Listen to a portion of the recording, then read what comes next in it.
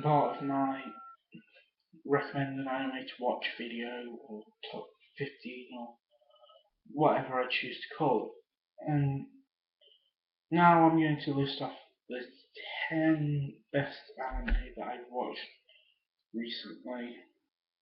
And to cap it off, I've got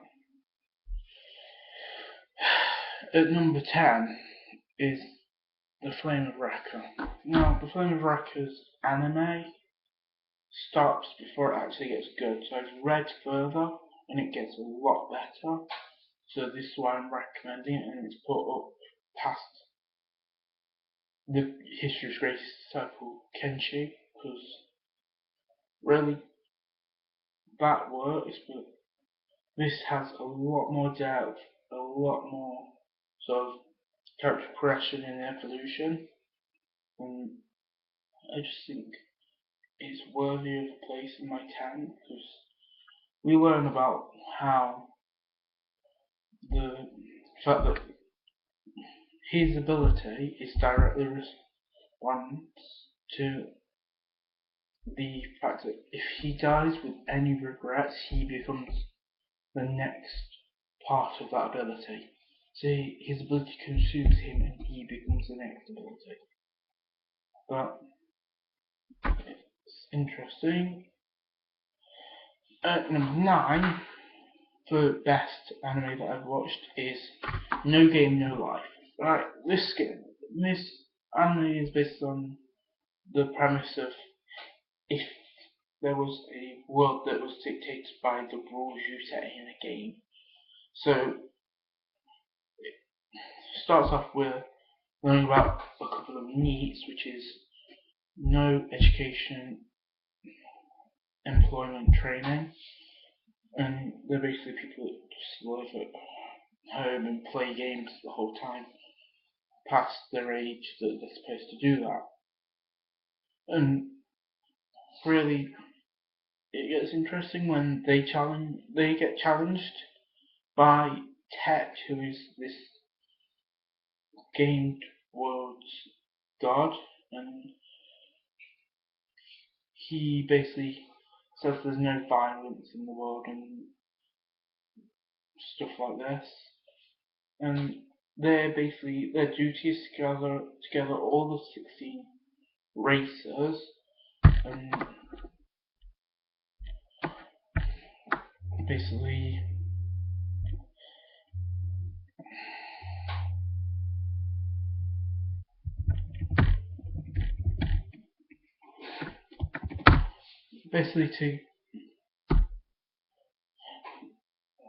basically get to challenge Tet to become god, and if he becomes god, he can go home. Basically, is the plot. The next one I'm going to talk about is one called Naruto. Naruto is a massive anime that's become a household name, and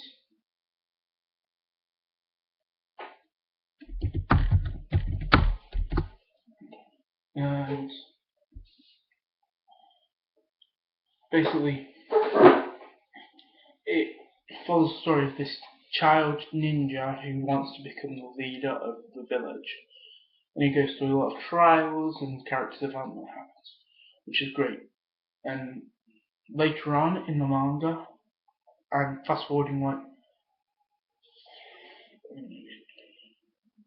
6-7 years, and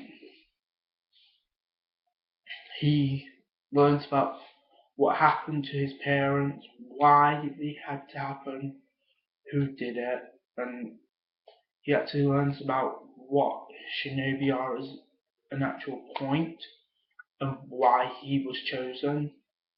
I'm not going to ruin it because it's a great anime and it's really near the end.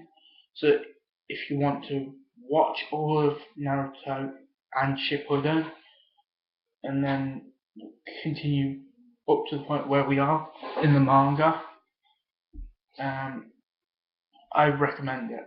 Next is Bleach. Now, Bleach has a really shady past. Along with Naruto, it was considered to be the best anime about 4 or 5 years ago. So it was doing really well, and then suddenly the Bleach anime was cut, and then the manga continued. The manga sort of goes into a bit more backstory about Ichigo's mom and how his dad lost his powers, that sort of thing, and it gets really interesting if you can get into it. But the next one I would have to say is Code Geass. Now, Code Geass is the story of a prince who has been he's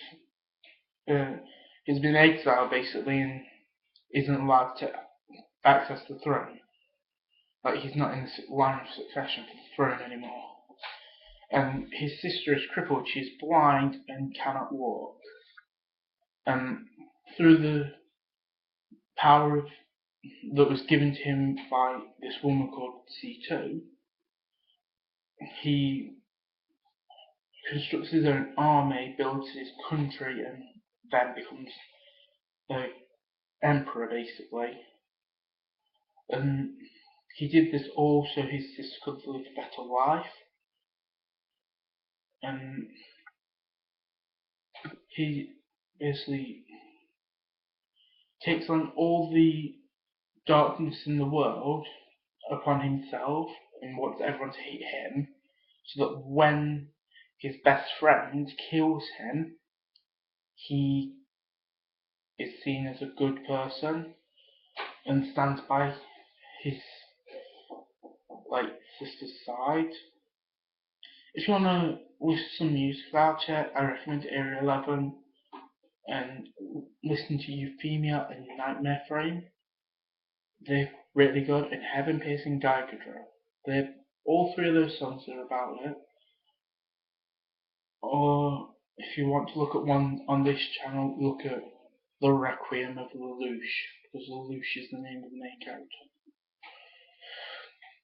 Next we have Death Note. Now Death Note I've watched once, and that's because I watched it when I was not a Christian, and so it's about a genius pretty much who is sick of the world. He thinks it's boring and wants to change it with his childish ideals of this is good, this is bad, and he gets into a run with the police and gets imprisoned, this sort of thing. But in the end, he manages to escape, and it works on the premise of dark justice, which is this negative impact which is done for a positive cause, which is similar to what Code Geass does.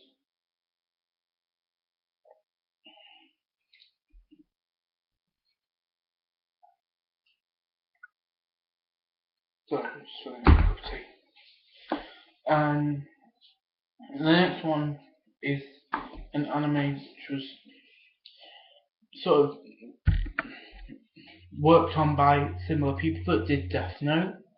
It's called Eyeshield 21, and it's a really long one. It's about 100 and something episodes, and it focuses on an American football team in Japan that want to go to a sort of regional event called the Christmas Bowl, and they end up going to America and training for months, I believe, might be a certain amount of weeks, and they walk from I think it's Texas to Vegas, which is 2,000 and something miles, and they walk it to train their legs, their arms, and their bodies. And it's really interesting because you see actual development as people, yes, you see character, you see like what people could do if they put their minds and bodies to the test. And I think that's really good. Also, I'm scrolling. Next one I'm going to talk about is Fairy Tail. Now, Fairy Tail is a story about a guild called Fairy Tail, and the idea is that it's called that because we don't know whether fairies have tails. And we focus around the story of a girl called Lucy, a guy called Natsu, and his partner called Happy. Happy is a flying cat, basically. They all use magic. Everyone in the guild uses magic. Magic is sort of the everyday thing. And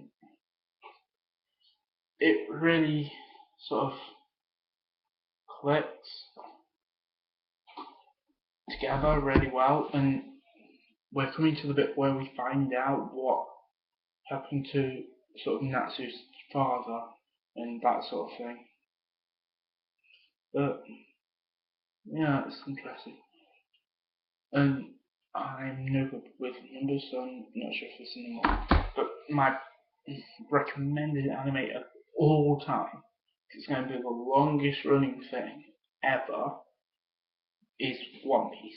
Now, One Piece is a story about a boy called Luffy who sets out on a journey to become the Pirate King. And Luffy has the ability to stretch his body like rubber, but he cannot swim due to this ability.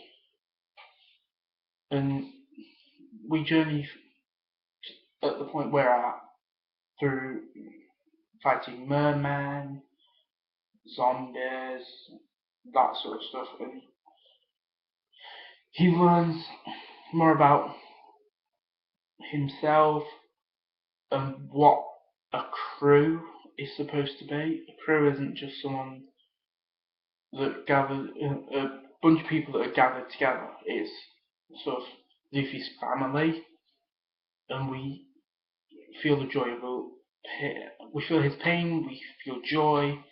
It's a masterpiece, and it will continue for another 10 years, which is confirmed. And that will mean that it's been going on. It will have gone on for like, I don't know, 17 years to date, and then another 10 after this. Something like that. It will be a really long anime. So if you catch it now, you might just be able to keep up with us. If anyone watches in a year, there's no way they're catching up, because there's about, I don't know, 6 months worth of anime, and then you've got manga on top of that, and you have to search to the point where the manga's at from the anime. It's a bit of a pain, but I managed to catch it just before the sort of Fishman saga, so I'm pretty decent set for the next like 10 years. And I'm gonna basically keep reading that because that'll be the only one that's probably left. Yeah, I'm gonna record another video later on about the more interesting but not great anime that I've watched. So I hope to see you there.